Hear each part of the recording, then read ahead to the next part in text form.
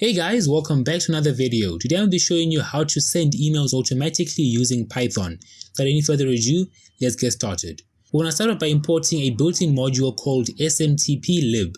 This is a built-in Python module that lets us connect to an email server and send emails using the SMTP protocol.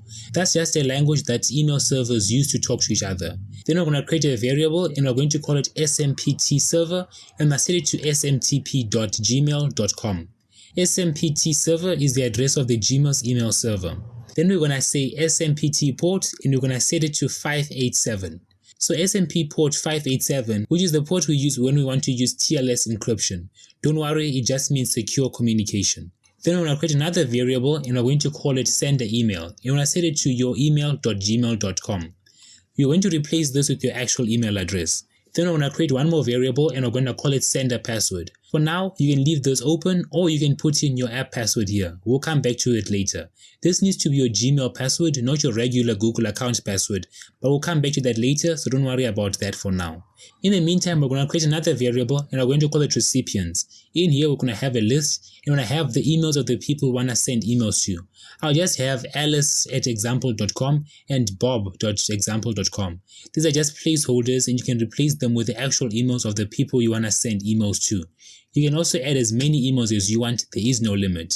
Now we're going to create another variable and we're going to call it subject and we're going to set it to sent from Python. Now this will be the subject of our email. For the test, we'll just have sent from Python.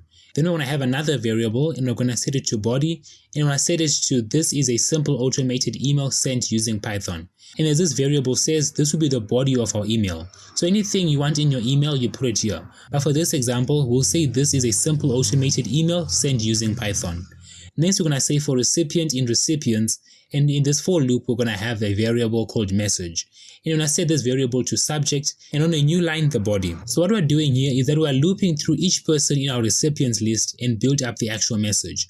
The line with the F subject is very important. We have to write subject on the first line, then a blank line, and then the body. Otherwise, the email won't be formatted correctly. Then we're actually going to send the email. We're going to say try and we're going to have quite a few lines. I'll have them in the description of this video so you can just paste them in to avoid typos, which will end up throwing up errors when you try and run your program. But I'll explain to you what's going on. Okay, so here's what this chunk does. We connect to Gmail's SMTP server with a server.port. We start the TLS encryption with this over here. This secures the connection. We log in with your email and password, then we send the email to .sendmail. Finally, we close the connection with the .quit over here. If everything works, it will print email sent to, for example, alice@example.com or whoever. But if there's an error, maybe for example your password is wrong or your internet dies, it will print the error message using that accept block. And just like that, you have automated your email sending process using Python with just a few lines of code. Now let's go ahead and get the app password. So what you're going to do is head on over to the browser of your choice and go to this site. It will be linked in the description of this video. Once you're here, you want to make sure that two-factor authentication is turned on. If it's off, follow the instructions to turn it on. Then you're going to search for app passwords and then click on the best match.